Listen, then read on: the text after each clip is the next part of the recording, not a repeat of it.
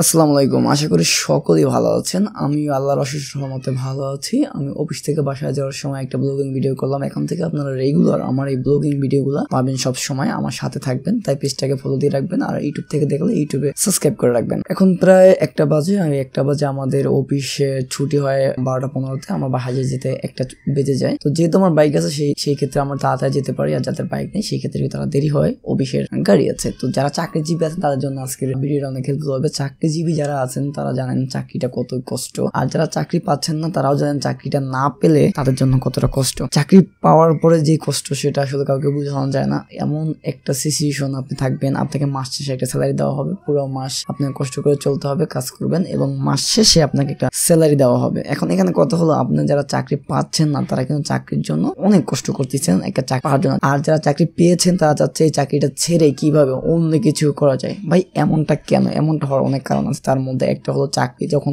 মানুষ পায় না তখন তারা বেকার থাকে, আর মাস শেষে যখন চিন্তা করে যে মাস শেষে একটা বেতন পাবো, সেই বেতনটা দিয়ে খুব ভালোভাবে চলতে পারবো। আসলে যারা চাকরি করে তারা জানেন যে ওইখানে যেই টাকাটা স্যালারি দেওয়া হয় সেই স্যালারি থেকেও কিন্তু আপনার থেকে বেশি শ্রম তারা নেয়। আপনাকে যদি 10 টাকা স্যালারি দেওয়া হয়, আপনাদের কিন্তু 15 টাকার কাজ ওইখান থেকে করিয়ে নেবে। এটাই কিন্তু কোম্পানির রুলস। কোম্পানি এমন একটা সিস্টেম, আপনি ওইখানে যখন চাকরি করবেন এমন ভাবে আপনাকে কাজ করাবে, এমন কিছু করাবে, এমন দায়িত্ব দিবে, আপনি বাসায় যেতেই ভুলে যাবেন এবং বাসায় যাওয়ার জন্য তাদের থেকে পারমিশন নিতে হবে। আপনি যেই বাসায় থাকেন সেই বাসায় যাওয়াটা আপনি ভুলে যাবেন এই চাকরির জন্য। চাকরি এমন একটা জিনিস, তাই চাকরি আসলেই অনেক কষ্টকর একটা জিনিস। যারা করে তারা জানে, সেটা বিভিন্ন ক্ষেত্রে হতে পারে, বিভিন্ন প্রতিষ্ঠানে হতে পারে। তবে এই বাইক রাইড করতে করতে চাকরি শেষে বাসায় যেতে খুবই ভালো লাগে আমার কাছে, খুবই আনন্দদায়ক এটা। এত রাতে কোনো গাড়ি থাকে না, তখন কিন্তু রাস্তাটা খুবই ফাঁকা থাকে এবং তখন বাইক রাইড করতে যে কি একটা মজা, আসলে এটা না বলে বোঝানো যাবে না সকল। তবে এত রাতে যখন বাইক রাইড করে তখন একটা জিনিসে মাথায় আসে, তখন কিন্তু গাড়িগুলো অনেক স্পিডে চলে। তখন কিন্তু আপনাকে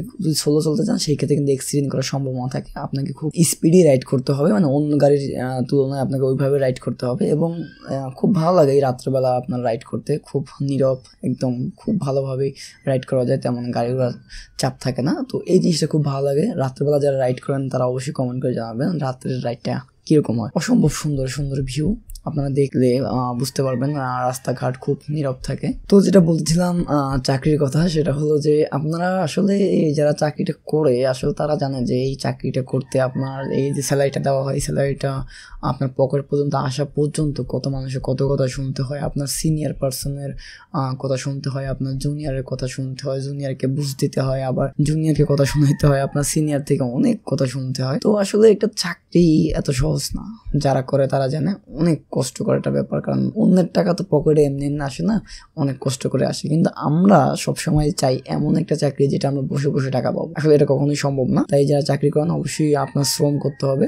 শ্রম করে আপনাকে সেই চাকরিটা করতে হবে এবং সেখানে যদি কোম্পানি প্রফিট করে তখনই আপনাকে টাকা দিবে। আর কোম্পানি যদি লসে থাকে, আপনাকে দিয়ে যদি কোনো লাভ না হয়, সেক্ষেত্রে আপনাকে কখনোই কয়েকটা কোম্পানি আপনাকে দীর্ঘদিন ওই কোম্পানিতে রাখবে না। সব থেকে ইম্পর্টেন্ট যে কথা সেটা হলো, আমরা আমাদের জীবনের ছোট থেকে যখন বড় হই তখন কিন্তু ছোটবেলায় আমরা চিন্তা করি যে কখন বড় হব। এই ছোটবেলার জীবনটা আমাদের ভালো লাগে না। কখন বড় হব, বড় হয়ে আমরা টাকা ইনকাম করব, চাকরি করব এবং ভালো জায়গায় এটা সেটেল হয়ে যাব, খুব শান্তি থাকবো, টাকা থাকবে, সবকিছু করতে পারবো। আর যখন টাকা থাকে তখন আমরা কিচ্ছুই করতে পারি না, কারণ আমার কাছে তখন সময়টি থাকে না। আর যখন বৃদ্ধ বয়সে চলে যাই তখন সবকিছুই হারিয়ে যায়। আসলে আমাদের যে ছোটবেলা, সেই ছোটবেলাটা আমরা উপভোগ করতে পারি না, কারণ আমরা চিন্তা করি আমরা যৌবনকাল উপভোগ, যৌবনের চিন্তায় আমরা সেই শৈশবের সবকিছু হারিয়ে ফেলি এবং যখন আমরা যৌবনের এসে চলে যাই তখন আমরা কখন বৃদ্ধ হব সেই চেতনায় আমরা যৌবনটাও হারিয়ে ফেলি। এইভাবে মানুষের জীবনটা চলে যায়। তাই মানুষ কখনোই তার কোনো স্থানে স্যাটিসফাই থাকেন। তো সবাইকে একটা কথাই বলবো, যে যেখানে আছেন, যে পজিশনে আছেন, স্যাটিসফাই থাকেন, ভালো থাকেন।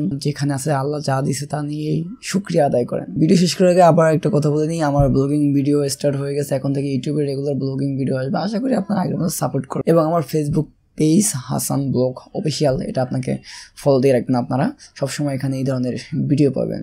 দেখা হবে অন্য কোনো ভিডিওতে। সে পর্যন্ত ভালো থাকবেন, সুস্থ থাকবেন। আল্লাহ হাফেজ।